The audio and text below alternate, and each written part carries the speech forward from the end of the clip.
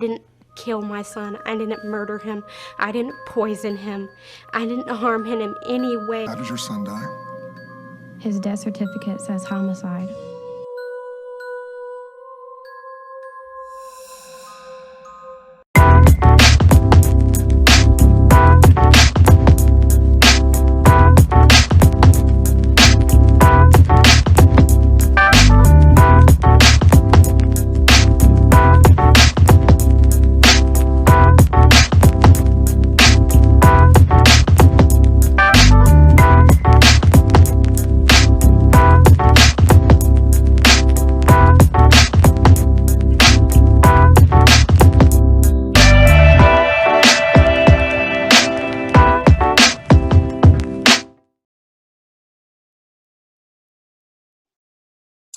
So hey guys, I'm Fancy. I'm Brandy. And this is Murder by Design. So today we're going to start our Moms Who Kill series. And we're really excited about this series. So we're going to be talking about a lot of the big cases, obviously, like Lacey Spears and Diane Downs, Susan Smith, Casey Anthony. But we're also going to try and bring a couple of the smaller cases to light too that maybe have not gotten as saturated in the media and as much coverage, because we'd like to just talk about a lot of these different things. And we're really trying to understand what makes these moms go this way. And it's not just Munchausen by proxy moms. We're looking at all the different types of moms who kill. There's some that, killed for love, supposedly. There's some that said that they were possessed by demons, or God told them to do it, or the devil told them to do it. And then obviously they just cray-cray. They're just cray-cray. Just cray-cray. Yeah, they are. They're just cray-cray.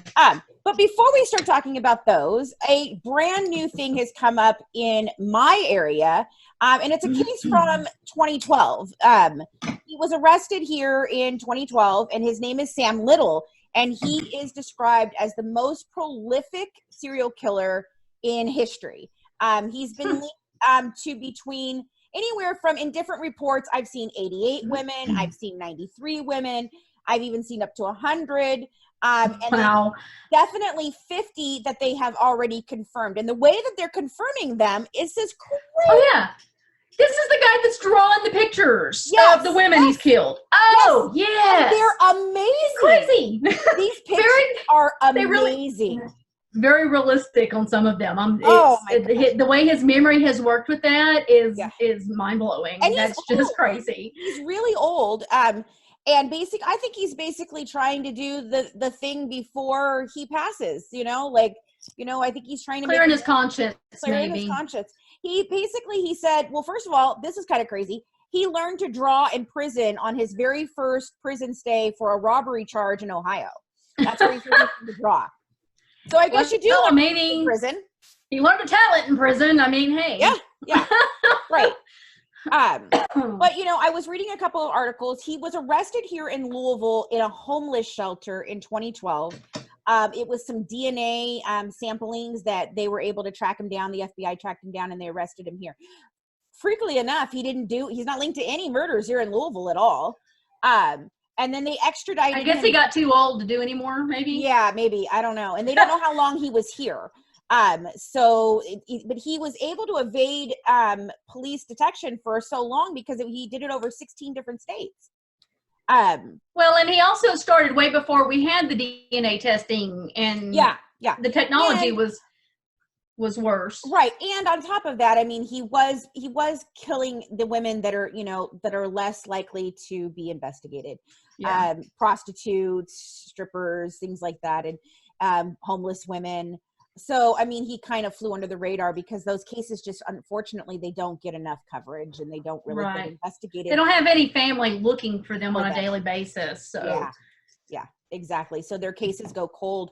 A lot of the times they can't even identify the women. So, and that's one of the things right now. So what they're doing with these pictures is he's putting a year and then a city and state that he remembers that they're in. And then they're trying to have family or people that might have known them somehow based off these pictures, identify who they are. And then they're kind of investigating from there, So they've connected him with 50 so far, but they do believe that every single one of the ones that he claims he really did. So, I mean, it's kind of a crazy case. So we're going to be updating you guys as that kind of unfolds some more, because I really am interested in it. You know, I love serial killers, first of all. I am just so intrigued by their mind. I read something in The Cut, which is an offshoot of the New Yorker magazine, and her piece was amazing. She got to sit down and talk with him personally for long periods of time, and she's one of the only reporters that he actually spoke with. And when she was talking about him, she asked him, what did he like to draw? And he basically told her, oh, girls, I mean women, I mean ladies. And she immediately thought to herself, do you really mean victims? Like, you know, but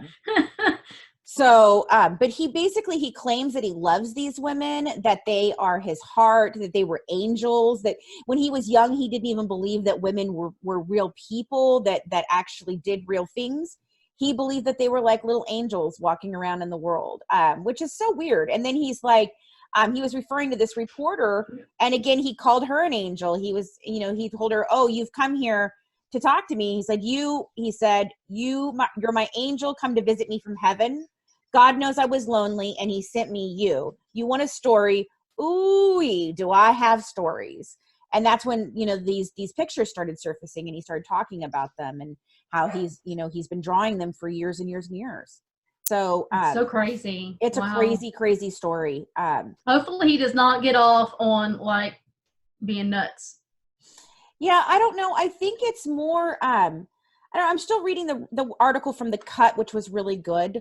But I think it's like, I don't know, he felt like these women were lost souls, and they were already the dead. You know, he felt like they were already dead inside. Basically felt like he was So basically he thought, like, what he thought was like they were dead already inside. These were prostitutes and women that were homeless, and obviously some of them were mentally disabled.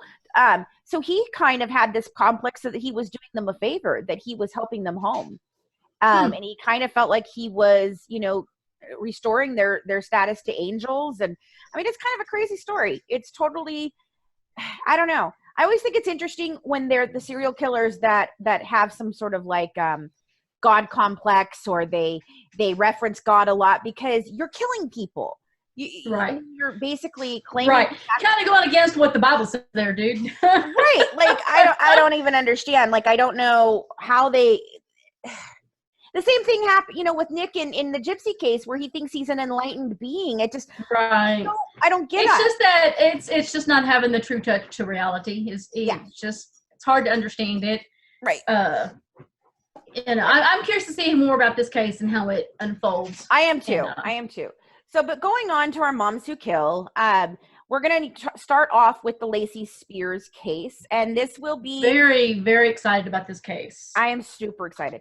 And this is actually going to be part on our YouTube, and then in November we will be starting the Mom Who Kills series on our podcast, Good Wives Guide to True Crime. We're actually going to be doing 3 episodes first on the Gypsy Rose Blanchard case, because, you know, guys, we've been working on that for several years now. So we're going to do 3 episodes on that. Those are going to come out on Halloween. We're going to do a special live right here on YouTube. We've been doing this thing. You can actually, on our Anchor app, you can go to the Anchor app where our Good Wife Guide to True Crime podcast is, and you can actually leave us a message on there. And if you are selected, you might hear your actual message played during one of our podcasts. And that's not just about Gypsy Rose. That's about any of the cases. You guys, it's about cases. You can suggest. And I believe, aren't we going to do a giveaway for the best question? We're going to do a blind with the rest of the team and let them pick the best question, and that person's going to get a very special gift. Yep. So I'm really excited about it all. So we've got a lot coming down the pipeline for you guys, and we're so excited. But the Moms Who Kill series, it'll be part YouTube, part podcast. The YouTube channel, there'll be a little more of an overview of things, and then the podcast video clips. We'll have the video clips of different things. So, and then if you're a member of our Patreon site, which is patreon.com/truecrimewives, you'll get a couple miniature extra episodes in there and some lives and things that nobody in the public is going to get. So that's what we're working towards with our new cases that we're working on. So first we're going to talk about Lacey Spears. This case is crazy. I thought the Gypsy Rose Blanchard case was crazy. This case is crazy. You know, people talk about how Gypsy was one of the worst cases of child abuse, and you know what? I'm sorry, it's not. You know what the worst case of child abuse is? A person who dies. This child died. The ones that have lost their life, and Garnett lost his life to this. The more I watch, the more I cry over this little boy. Just the video of him in the hospital when she put the sodium into his tube, and watching him scream in pain and try to throw it up, and she's had a surgery done where he can't throw up, so he can't get it out. That is the most gut-wrenching thing I think I have ever watched in my life. And he's agonizing in pain. He's thrashing. Yeah. And because he can't actually rid his body, that's his body wanting to rid itself of this poison that's happening, and it can't because of the surgery. She had surgery done where he couldn't throw up. Yeah. Right. So the final moments of Garnett's life. We want to warn you, some of the images are graphic. The video begins when Garnett checks in on Friday, and it records through Sunday when doctors and nurses tell Lacey that Garnett is healthy enough to go home.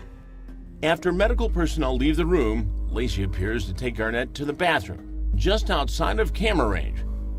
But when they come back into frame... When he came back out of that bathroom, few seconds, minutes, he turned into the most sick child, burying his head into the bed, the pillow, turning, retching. He was trying to throw up, but we've already know that he couldn't throw up because at 9 months old he had an operation that kept him from throwing up. It's something that will haunt me. It was probably it's the worst video. We actually had to watch a video of a 5-year-old child being murdered. Lacey is arrested and charged with murder. You actually were the one I was the actual who arrested Lacey. And what did she say to you? She didn't say anything. She was instructed not to say a word by her attorney. Lacey's defense team argued she didn't poison her son with salt. You were in the courtroom. I was. Describe Lacey's demeanor. It was different each day. I think she looked a little scared one time. She looked mad at other times. And once or twice she cried a little bit. But in court, prosecutors slowed down that video to show what appears to be a feeding tube and some substance in Lacey's hands when she returned from the bathroom with her 5-year-old son. Prosecutors claim that just off camera in the bathroom, Lacey gave Garnett a lethal dose of salt, which moments later caused his brain to swell and ultimately killed him. But there's more. The videotape evidence also shows Lacey on her phone doing Google searches. She had been on the phone, laying in the bed, and we observed that. Some of those searches were salt poisoning. On the phone at the time? On the phone. We can connect the time of the phone to the video and the search that she was doing. Unimaginable. It just... Unbelievable. And you know, on him, what got me, they have claimed there were 20 separate medical facilities he had seen by the time he died, and he was 5. Yeah. Well, that he was born. Jeez. 20 separate, and there were a few of them he saw multiple times. Right, and multiple doctors. Right. And there was actually 1 or 2, I'm trying to remember the exact total of notification claims in his files where they suspected Munchausen by proxy with her early on, from the time he was like 9 weeks, I think, something like that, a few months old. Yeah. That they were already saying she's got signs of Munchausen by proxy. He reached out in a way a lot of Munchausen by proxy perpetrators do, to get sympathy and care and concern that they felt unable to get in any other way, and she certainly got it. I do not have Munchausen by proxy. I didn't harm him in. But the 48 hours thing was, they were actually talking to some of the doctors that did see him, and one of the problems that I'm seeing is that these doctors wait so long because they feel like they need absolute confirmation. And then the expert... Well, they don't want to falsely accuse anybody. They're really trying to be, because there are moms that are truly concerned and maybe overly concerned. New mamas are overly protective and concerned. It can come across that way, and it doesn't mean they have the disease, but and so it is harder. But I mean, something's got to give. Well, the expert that was on that one was talking about how they feel like, yeah, exactly like you said, that they're worried that they're accusing a mom that isn't doing anything. But she said that that really what the medical community needs to do is begin to err on the side of caution, right, and report I no agree. matter what.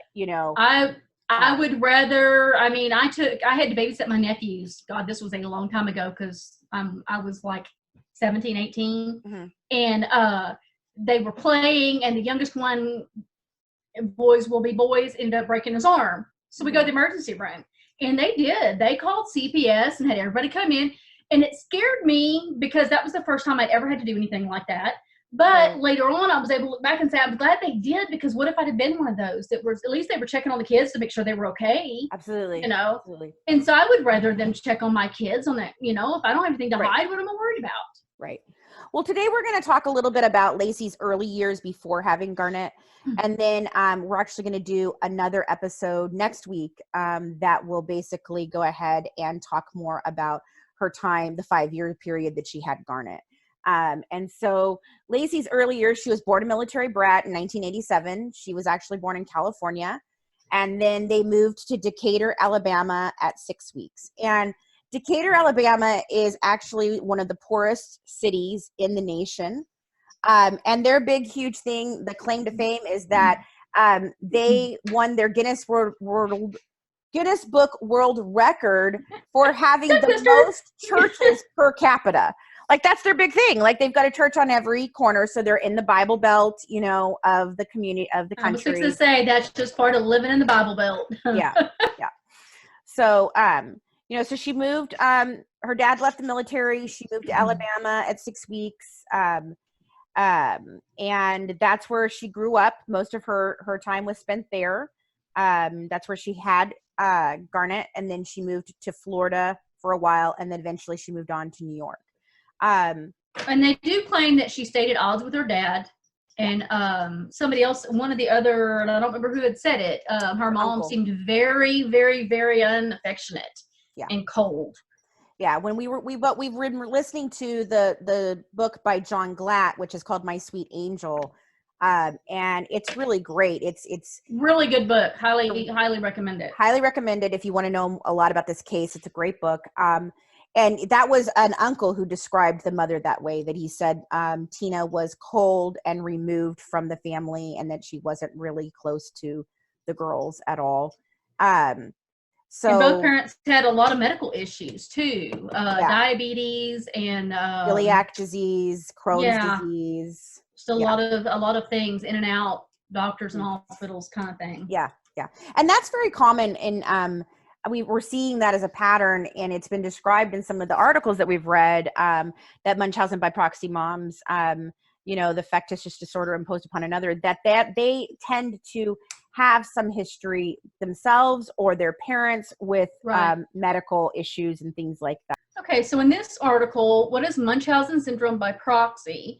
Munchausen syndrome is a mental disorder that causes a person with deep-seated need for attention to fake sickness or injury. Munchausen syndrome by proxy, MSP, is a disorder in which a caretaker of a child either makes up fake symptoms or causes real symptoms to make it appear as though the child is injured or ill. The term by proxy means through a substitute. Though MSP is primarily a mental illness, it's also considered a form of child abuse. Many people with MSP exaggerate or lie about a child's symptoms to get attention. They may also create symptoms by poisoning food, withholding food, or causing an infection. Some people may even have a child undergo painful or risky tests and procedures to try to gain sympathy from their family members or the community. It is also believed that people with MSP may enjoy the satisfaction of deceiving people whom they perceive to be more powerful than themselves, particularly medical professionals. MSP can affect anyone, but is most commonly seen in mothers of children under the age of 6. People who have MSP have an overwhelming need for attention and go to great lengths to achieve it, even if it means risking a child's life. According to the Cleveland Clinic, approximately 1,000 of the 2.5 million cases of child abuse reported each year may be related to MSP. Wow. So the warning signs of Munchausen syndrome by proxy. And it says here it's important to look at the warning signs in both the child and the caregiver. And now I don't think these are complete. I think this is just kind of a baseline on these. Okay. The warning signs in a child include a history of repeated injuries, illnesses, or hospitalizations, symptoms that don't quite fit any disease, symptoms that don't match test results, and symptoms that seem to improve under medical care but get worse at home. The warning signs of MSP in a caregiver include attention-seeking behavior, striving to appear self-sacrificing and devoted, becoming overly involved with doctors and medical staff, refusing to leave the child's side, exaggerating the child's symptoms or speaking for the child, appearing to enjoy the hospital environment and the attention the child receives. Wow, we've seen every single one of those. Yep. Yep. I mean, that's just, wow. This here says, this is kind of interesting. You might want this.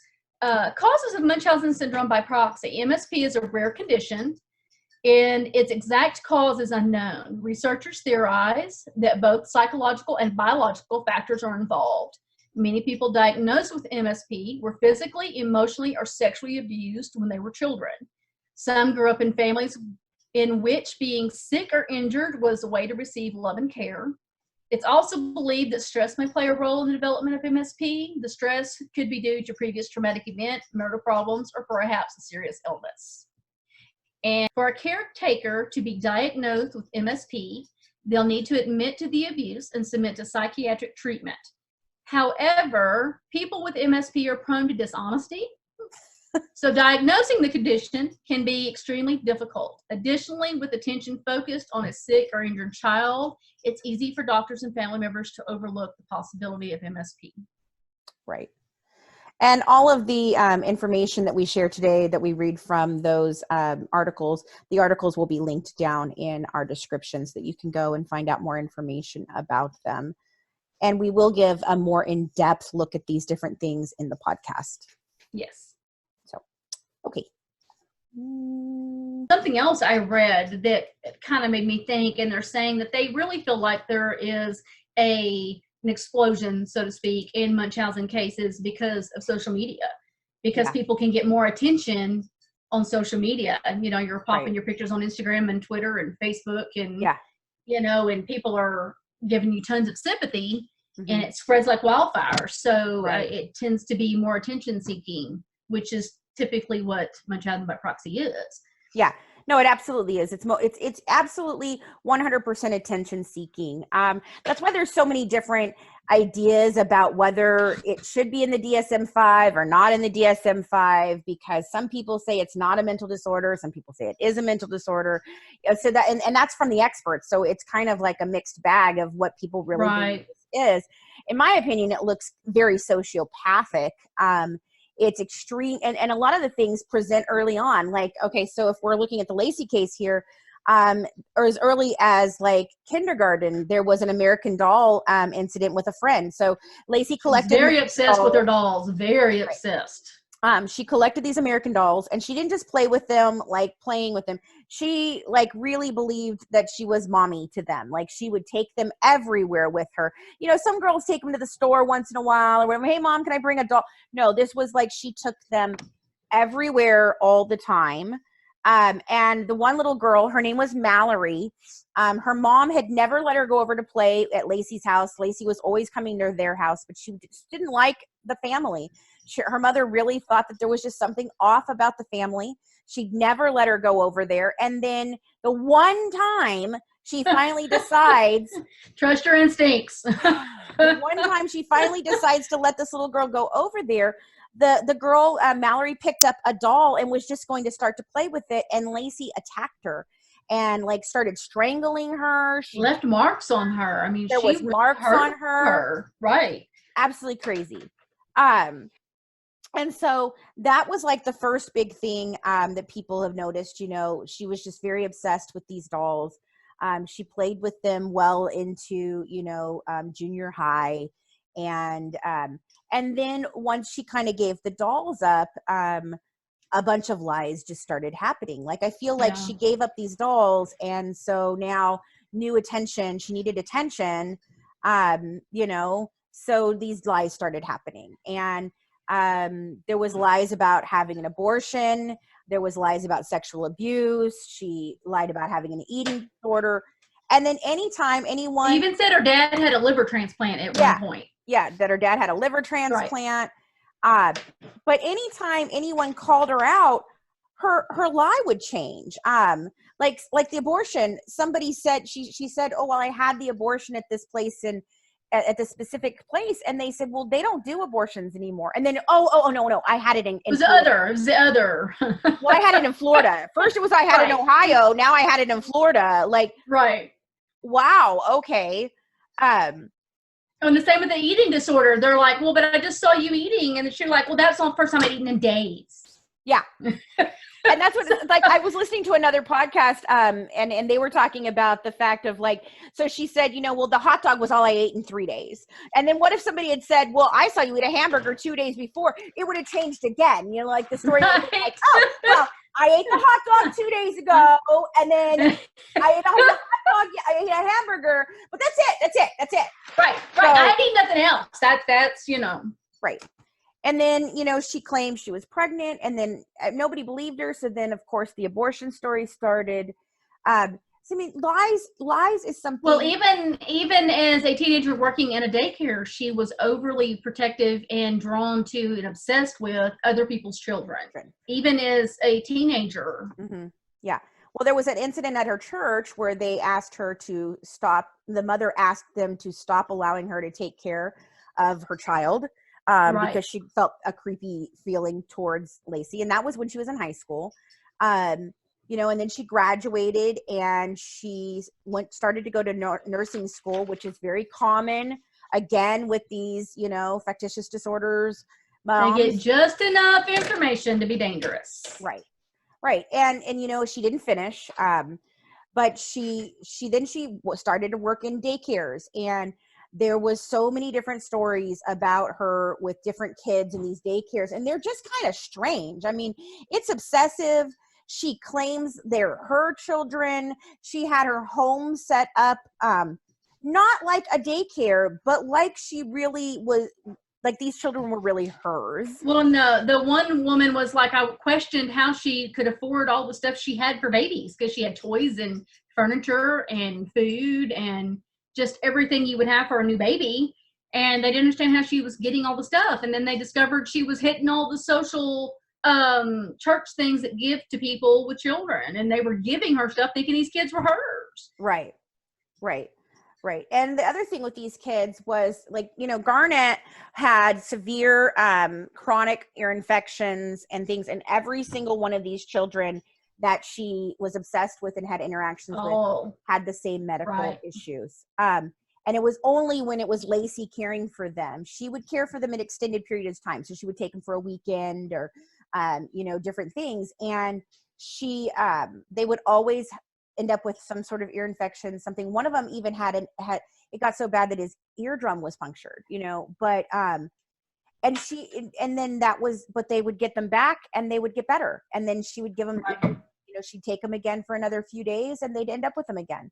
And this is one of the early things that was presenting with Garnett. And I don't know what she was doing to cause these. Like, I mean, an ear infection you can't fake it. Like, it's kind of crazy. Right. Yeah, there's obvious things that they see for an ear infection. So, I mean, I'm not sure how she would do that. But. I don't know. I know that a lot of my daughter had chronic ear infections. A lot of it was caused by water in the ears. So I don't know if she was, like, pouring water in. I mean, I just don't know. Like, it's just crazy. But something was happening. Right. Something was going on, because every single child that she took care of had awful ear infections, and they went away miraculously when she wasn't around. So right. Yeah, exactly. So some of the things that we wanted to talk about was, like, some of the similarities that we've seen in these MVP moms. So obviously the lying and the huge whoppers of stories starts early. That starts when they're children. That's the beginning of their attention-seeking behavior. Lacey, telling the stories of sexual abuse. She would move in with people claiming that she was scared to go home. And her sister says there was no evidence of any of this. Like, they had a happy childhood. So she doesn't know where her sister even gets this from. But those were some of the things, attention, to get this attention, struggling. She's saying she struggled with an eating disorder. She didn't struggle with an eating disorder. She didn't have an eating disorder. And so the same thing that we saw with Dee Dee. I mean, even so far as that they made up relationships with guys. So Lacey made up a relationship with a police officer that she saw, 3 times. They never had any type of sexual relationship or anything. He was very religious. He didn't believe in that. And amazingly, now he's supposedly her fiance. And then later he became the dad who died, which he wasn't the dad, obviously. Right. And then she makes up stories about that the family and her decided, that was the easiest story to tell so that they wouldn't get questions. That's not true. Well, she didn't want anybody getting to the deadbeat dad and him being involved in Garnett's life. And the man has another child. I mean, he's not with that woman, but he has another child that he takes care of. That she was actually evidently very cold to anytime the boy was around. Yeah. From what I was understanding from him was that she wasn't like she was with all these other children, very loving and caring, that she was very cold to this child. Right. Yeah. And I truly believe that's because the child was older. Yeah. All these children were under the age of 5. And so it seemed like once they hit a specific age, Lacey wasn't interested in those kids. She didn't care about 6-year-old, 7, 8, 9, 10-year-old kids. She liked the babies and, up to about the age of 5. And that was her thing. And I think that's probably where, it became more prevalent in really heavily poisoning Garnett. I think he was hitting an age that she just wasn't really interested in anymore. Right. But anyway, making up these relationships, she made up a relationship, with this police officer. Well, Dee Dee did the same thing. Dee Dee made up a lie about being involved with a guy, the lead singer of Night Ranger. And she literally stalked him. She would go to all the concerts and she'd wait outside, and then she'd have Suzette or Titania take a picture of her with him. And of course he stops, and he poses because that's what celebrities do, Right.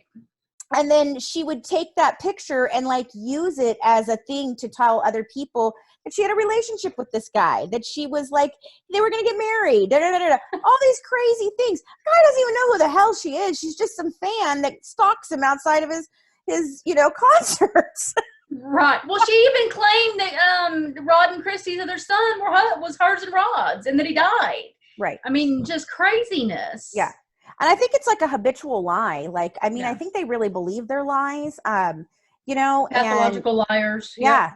They truly believe. I mean, I think that's probably an illness in itself. They truly believe what they're saying is truth. And that's why diagnosing Munchausen syndrome is very hard, because in order to diagnose, the women have to claim, or the man, there are men who actually are Munchausen by proxy.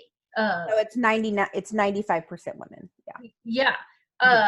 But there's still men out there, because I was reading another article about it. It's actually higher than you think. Yeah. But they have to admit that they've done anything. And that's something with Lacey, is she's claiming the psychiatrist couldn't say that she had this, and so she doesn't have it. Well, you've got to admit that you did anything for them to be able to say, okay, that's what we're dealing with. Well, Well, beyond that too, the expert that was on the 48 Hours, Mary, she works at Stanford University. She was saying that that's not really where the diagnosis comes from. It's not the psychological evaluation. It really comes from looking at the case and whether or not the medical history adds up or not. And that's why they have to look at that way, because they can't. I mean, no, who's going to admit they're poisoning their children? Right. Right. I mean, you're just not going to admit to that. You're so far into that illness and into that craziness that you're not going to admit to that. So they have to go by the cases and what adds up. Yeah. Yeah. And if you watch Lacey, I mean, you can really tell when she's lying. She begins to really enunciate her words. She gets really angry and hostile when she is correcting someone and telling them no, and basically feeding the lies. But you can also see there are tender moments where I truly do believe she loved her child. Anyway, I seeked help for him diligently because I was his advocate. I truly do believe she was obsessed with loving that child. But I'm trying to figure out what switch it is that connects in their brain. Like, it's just so unfathomable to do this. Like, for any of these moms, the Munchausen moms, the moms that killed because, boyfriend didn't like their kid or they wanted to go out and party, or it's just so odd. It's such an odd thing. And it just, I guess, I kind of sit on the fence about it being psychological, like a disorder, because there's no cure for any of this. Right. That's where I'm at on it. I don't see it. I see it as just being abusive, because you can't, in the study that I was reading earlier, the only thing that they can do is go through severe psychiatric treatment for years. Not just them, though, their families and the children they have abused all have to go through this for years and be very closely monitored. Well, none of the experts ever advocate for rejoining the children with it puts them in harm's way. And the one that I read, or I was watching earlier, Munchausen Moms, I don't remember what channel it was on. Anyways, they said they really kind of connected in the same category as pedophilia, because there's no cure. You can't take a pill and make it go away. Well, yeah, and it's also an obsession. It's an obsession. And so, yeah, that's like I said, there's obviously something mentally wrong with them, but how do you classify it as a mental disorder, and it not have a cure of any type? We don't classify other child abusers as, having a mental disorder. We don't classify molesters, pedophilia as a mental disorder. So, but this does, because I guess it's because of the obsession for the medical stuff. But it goes so far beyond medical. It's so crazy, the different things. And it's just such an interesting thing to look at. And the 3 years that we've been doing the Gypsy case, I just feel like every day there's just something different that we go, well, that's interesting. Because it's so crazy. And you can look at a document one time or watch a video one time and see something, and then you go back and you watch it a little bit later and you go, oh, wow, wait, I didn't see that. Did you see this? Because it's just unfathomable. Now, we're going to go into more detail about Garnett in our next YouTube video. And then the Good Wives Guide to True Crime is going to do probably 2 or 3 episodes on this starting in November about Lacey herself. Our criminologist is going to jump in and help us on that one. Right. Our criminologist is going to look at it. I've asked her to review interviews with Lacey, to talk about the different ways that what she sees happening there when she's talking herself. We were already requested the documents from the courts, the DA, and the police station. We got back a response from the DA's office, so they've already requested it, and they hope to have it to us early November. And then I just today got a letter from the police station, the police station, and they said it'll be 20 days for them to respond within the next 20 days. But they do have things that they can send to us too. So we're really excited about looking through all of that and going over the case again. And I'm hoping that maybe we'll get to, I'm reaching out to see if we can sit down and speak with Lacey herself. I really want to hear her side of things, what was going through her head. I'd like to know, she truly believes she's innocent. And it's been a few years since she was convicted. So in her, when she's 48 hours, maybe some of her thought process has changed. Well, I know that she was going through a lot when she first started, when she was being bullied, obviously child child molesters and baby killers do not do well in prison. People were throwing like 60, because one of the bags that they tested had the equivalent of 69 tiny little salt packets, which is a lot of salt. Very much. And so they were, when she was going through the line, they were like throwing salt packets. They would put like 69 of them on her tray and hand it to her. So I mean, she's going through a lot of different things with that. And so I'm hoping that maybe we'll get to talk to her about some of those things and hear from her.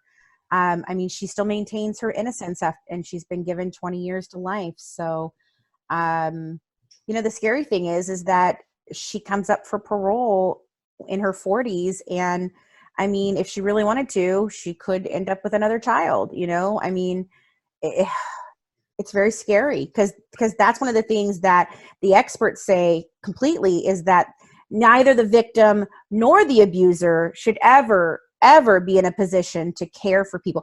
And she was in a community where she was caring for adults. So I'm hoping to look into that some. I want to see if there was any, questions of the adults that she cared for. Was there any problems or complications while she was there caring for them, that maybe miraculously cleared up? So that's some of the things that we're looking to investigate in this case. I think that's pretty much all I've got for tonight. Brandy, do you have anything else you wanted to say? No, I think we covered it all. Okay. All right. We'll go more into it. We'll go more into it when we do Garnett's side. Yeah, Garnett's side. Because in the end, this needs to be in his memory. And for any other children out there going through it or have been through it, or we do want to look into some foundations that deal with this. So if you are watching and know of a foundation, message us, let us know. We do want to get some work involved with some of the foundations, right, to bring awareness and help to the children. Help the children, yeah. And that's another thing, Titania is looking on starting something about changing the mandatory reporting laws. And like Brandy said, we're looking into seeing if there's some foundations out there that I really believe that this needs more research. I believe that people need to understand this better. I believe that we need to be focusing on this more. It's a very strange form of child abuse, but it is child abuse, and these kids, a lot of them suffer just terribly. I did find a survivor today that I'm going to reach out to as well. That's another thing. She's actually written a book. Oh, wow. And she says, I am not the worst case, but I survived. And I need her book. It's not on Audible. You have to order it, but I'm going to look into it and try to reach out to her. And if you are a person that suffered from something like this, please reach out to us. We'd love to hear your story. We don't necessarily have to share it, but it helps us in our research of, how this really comes down. Right. What are the similarities between these moms? There was in the article that we read, there was very common specifics of specific diseases and things that they claim that their children have. Seizure disorder was something that came up a lot. Asthma came up a lot. Breathing is a big one. Stomach issues. Feeding things that are very easy. Those are things that are very easy to cause without there being a huge, obvious flashing red lights that you did something wrong. Right. All right, guys. Oh, that was the thing. Now I remember with men with Munchausen, they tend to be more on themselves. They claim illnesses on themselves more than other people, where women will do it towards other people, whether it be a child they're caring for or somebody else. But men tend to be Munchausen towards self. Ah, interesting. Was the study that I read. I was trying to remember what it was a while ago, and that just popped into my head. Sorry. So fun. All right, guys. Well, thank you for tuning in tonight. Go ahead and check out. We do have a trailer up of our Gypsy Rose Blanchard story on the Good Wives Guide to True Crime. You can find it on any of the main players. We're on Apple Podcasts, Google Podcasts, Spotify, Stitcher, Anchor. So you can kind of look at it on any of those. There are links in the description below that link you to our thing specifically. If you catch it on Anchor, that's where you can leave the actual messages for us that will play during our podcast. And if you enjoyed what you heard today and you'd like to support our journey into building this YouTube channel and this podcast, you can always support us at patreon.com/truecrimewives. We give inside information, we share crime scene photos, documents, we do miniature podcasts and lives for you guys in there. And that is in the link in the description below as well. A lot of the information that we shared with you tonight is something that we did in a YouTube video a couple weeks back. We had Diana on, who's one of our psychology majors and have been helping with the psychology investigation. We talked about an article called Munchausen by Proxy Moms, and that was pretty much what we talked a lot about, the signs and the different things about early life of Munchausen by Proxy Moms. So you might want to check out that video as well. It will be linked down in the description too. It is part of the Gypsy Rose Blanchard playlist. It's one of the last episodes that we've done on that case. So again, thank you guys for joining us. If you want to know more about Gypsy Rose Blanchard, we do have a playlist that has quite a bit of information that we've shared over the 2 years that we have been working on it. There's the investigation, interrogation videos are in there for both Nicholas and Gypsy. We were one of the first ones to actually release the entire interrogation for Gypsy Rose. And that really changed a lot of people's minds on her. And it really sets with some of the patterns that we've shown and that we will be talking about in the podcast. So again, thank you for joining us and have a great night. Have a good one.